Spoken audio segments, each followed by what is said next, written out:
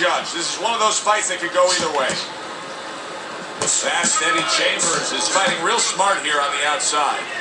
Boy, he's really working well on the outside, isn't he? Yeah, he's doing a great job of disciplining himself. You know, we talk about power, we talk about speed, we talk about all those virtues, but just controlling himself and making sure he controls the distance, a distance that's got him winning the fight. He tried to nab him up top, but was unable to connect.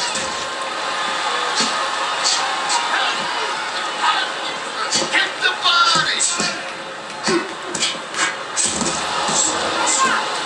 Off the mark. Every gym's got one of those double-ended bats, right? They give you the movement, you got to hit that moving target, work on your accuracy. He's making it so that his opponent never had to work on one, Teddy. He's just sitting right there, right in front, no head movement whatsoever. No, not at all. He didn't have one in his gym, that's for sure, because he just does not know how to move his head. The old timers would say he gets insulted if you miss him.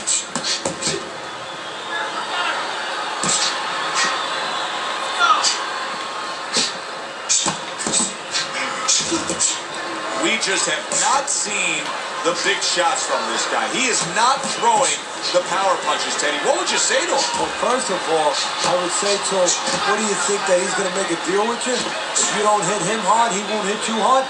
No, it doesn't work like that, my friend. He's going to get confidence now. He's going to take advantage of this.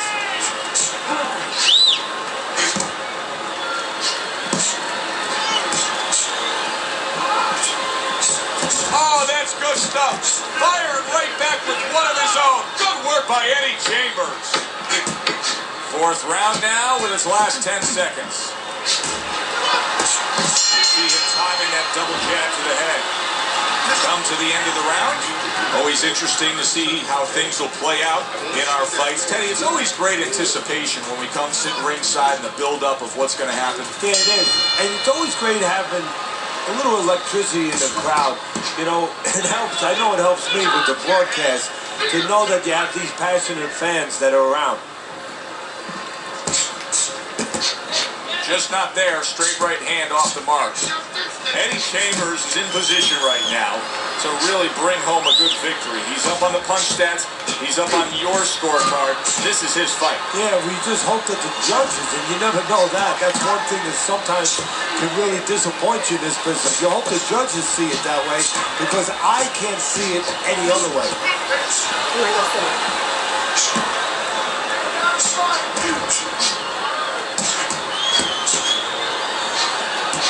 Solid job. Double connects by Eddie Chambers. Trying to get on the inside. He's got a real acquired skill here, and that is the ability to pick your shots. He's starting to fall. You hear the saying when people say, do you know what time it is? You have to know what time it is. He knows what time it is. He knows when to throw a certain punch. This is great stuff. I mean, great stuff. Bringing it every which way they are. So you remember the time you were on a vacation, you saw that perfect sunset? Oh, yeah. It was just beautiful. This is beautiful.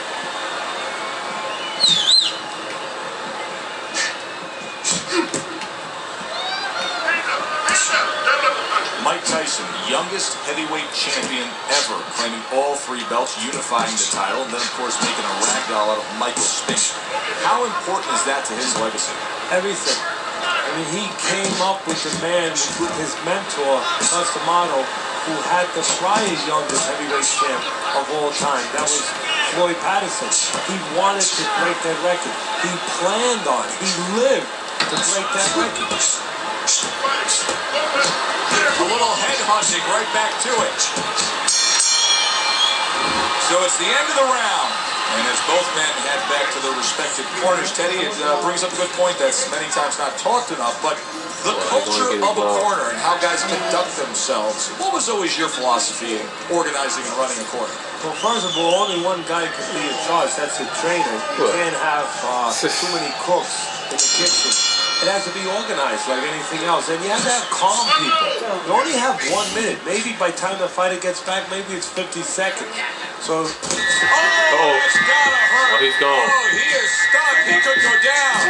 Well, where was this earlier? All of a sudden now you see he's being effective and being aggressive and outworking his man, when for most of the fight, he was the one being outworked. Well, eating about 2 dozen jabs, you know what? it can change your mind a little bit. He figures now, let the other guy start eating a little. Well, what do they say, Teddy? Something's got to stick. That combination was something. Well, you know what it was? The first couple punches were throwaway punches. Set up the later punches. Fast Eddie Chambers has been having great success with these combinations, Teddy. Well, there's a reason for it. He's using his jab to start it. And then he's letting the punches go, letting their hands follow. Halfway through round 6. Fast Eddie Chambers is doing well, sticking to a game plan on the outside. Hey, nothing wrong with a little showboating by Mike Tyson.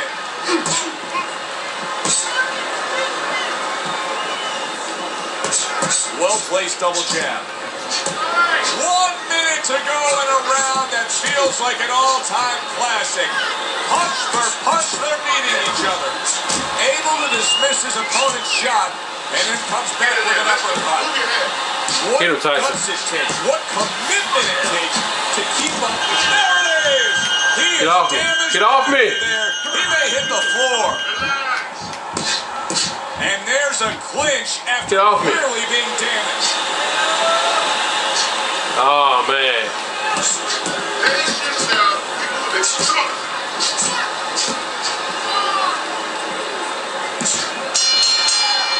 Yeah, I had him hurt. Comes to an end, Teddy.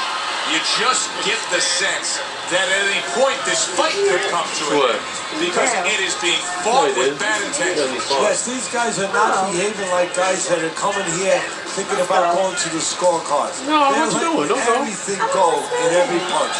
He's not gonna smith it. So here we are, a new round underway, and in that last round, he got tagged. He got hit pretty hard, Teddy. Yeah, he did. He got caught. Now, the first thing is, we all know he got caught, but why did he get caught?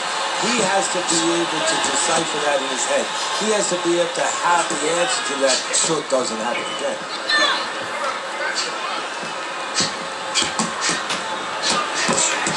And now he's acting like a fighter.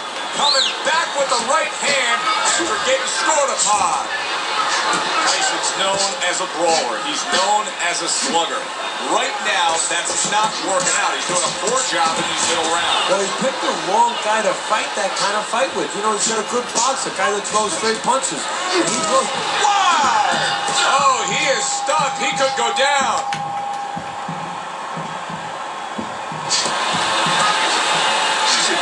Off the mark there.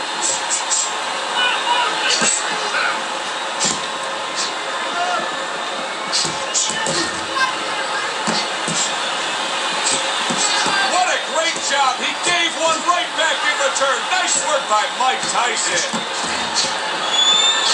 Oh, that's gotta hurt. Mike Tyson's on the bad end of a flush, solid hook.